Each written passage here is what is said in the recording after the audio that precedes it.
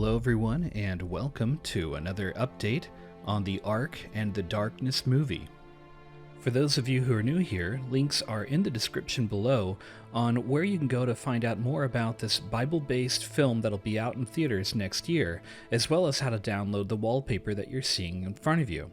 This image you're seeing is far more advanced than you might first think, because it's doing something that I've never actually been able to pull off before. You see, the shot here from my previous film, Genesis Paradise Lost, as well as this one, show beautiful and somewhat photorealistic renderings of vegetation, except that there's one serious problem. Unlike what you see here, you can't really get down below the tree level, down to the ground plane, where you can see things like the coconut here or the little bushes. And in those two shots you just saw, you're also not seeing the trees blowing and having this great animated detail like you again see here. All of these hand-placed meticulously, taking up so much time in every single shot that I have to make. So I knew this wasn't going to work in the time crunch I was in, so I came up with an entirely new solution. I realized what I needed was the ability to create a full, unique environment every single time, and I needed to generate it fast with some kind of an advanced algorithm that I could create. So what you're seeing here is the base of that algorithm, in which I can randomly cycle between different terrains, and then when I find the one that I want, I can take that and send it into my master program as my base terrain. And the strange colors you're seeing there, the yellow, the red, the blue, those will be used to tell the algorithm what type of surface that is. So now in my main 3D program, I can import the height map of that terrain and get a perfect one-to-one replica of the terrain procedurally generated. Then I add the water, like you see here, as well as the surrounding terrain, which is basically just a duplicate of the original terrain. And then I create the sophisticated algorithm, which will track all the trees and all the surfaces and make everything look photoreal. In fact, if you want to see what that looks like, here's a rendering of this area. You'll notice that you can see the rocks and the trees. You can even see underwater detail. And this is all based on examining that random terrain that we created, the one that you're seeing again right here. So we can fly all the way down this river, we can look in any direction, we can go high, we can go low, we can go anywhere, and every time it's going to give us a beautiful rendering. This one, for example, is roughly where the camera was when I paused it, just turning a little bit more to the left so you could see what the edge of the river looks like. And here, as we continue going up, you have to imagine that what you're not seeing are all the trees that you're flying through, as we're getting close to approaching the original image that you saw at the beginning of the video. And now hopefully you understand why this image is so much more than what you perhaps thought it was initially. I mean, can you imagine placing all the trees and rocks and debris like fallen branches by hand? It was a nightmare. But now with this new solution, I can put the camera anywhere, including right up next to the Ark. It's absolutely beautiful, and it's the only way I'm working in the future as far as I'm concerned.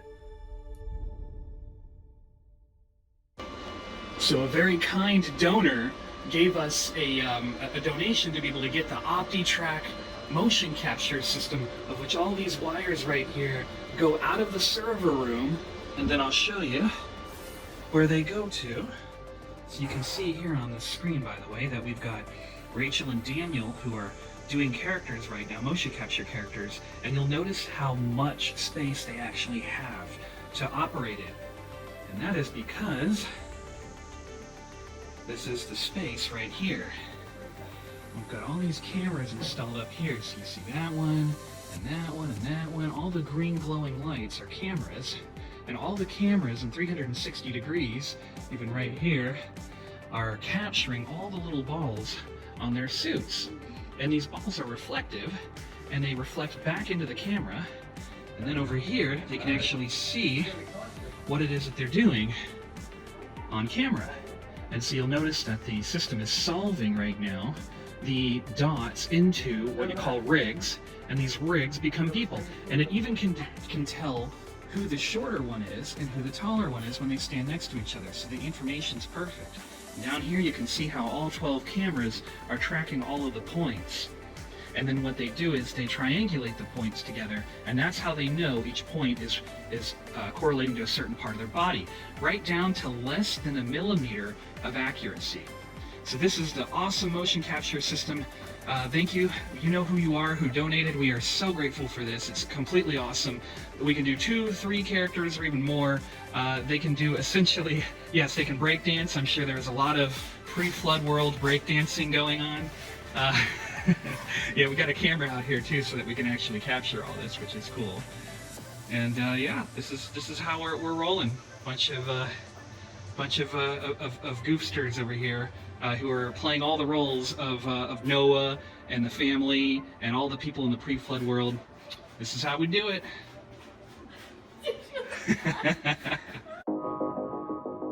So, thanks to this new sophisticated motion capture system that we now have, we're able to once again one-up what we did on the previous film that I made, Genesis Paradise Lost, in that this time we were going to feature people. And while I do realize that Genesis did feature Adam and Eve, this time for the pre-flood world, we were going to need a whole lot more, and we couldn't hand animate it. Like what you're seeing here in this silly pagan dance ritual. Now you might think, well, it looks a bit goofy and they're not, their clothes aren't flapping and their hair isn't moving, but that'll all be fixed later with simulations. And the camera's never going to get too close to any of these people either. All these shots are really designed to be from far away just to give a big picture idea, so they don't have to be super detailed. So what looks silly now will look quite authentic in the final film. And I just have to say, it's just so fantastic. We have a catalog of hundreds of animations now, and it all started after the crowdfunder was successful when a donor friend of mine just called me up and said, hey, do you have any other needs? And I said, hey, you bet. Just like I don't want to hand place plants and trees, I don't want to hand animate people either. So we're just so blessed with this technology. And speaking of donations, guys and gals, we are living, like Jesus said, in a time that is like it was in the days of Noah. The world is going absolutely crazy right now. So if you appreciate what our ministry is trying to do with this film, you can donate to my Patreon every month, which helps me directly in my ministry.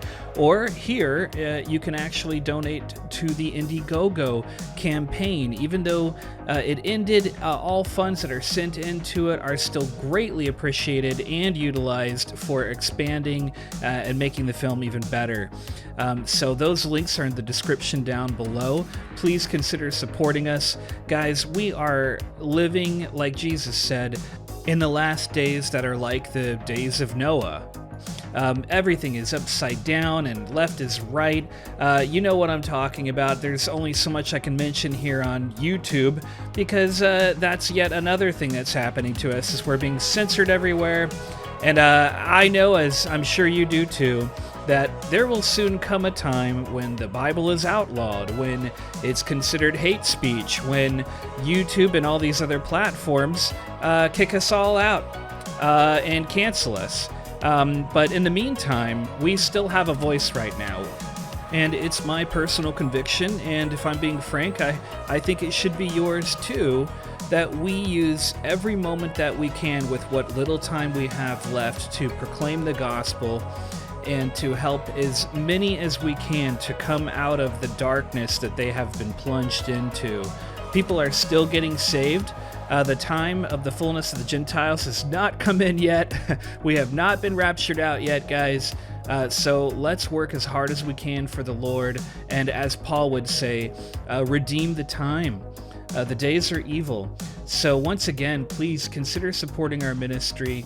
When I see some of these other crowdfunders out there for comic books and silly stuff, and they're getting millions of dollars to do these nonsensical things, sometimes I hang my head and I think, if the world can support stuff that's meaningless, then surely us Christians can support what is the greatest cause there could ever be.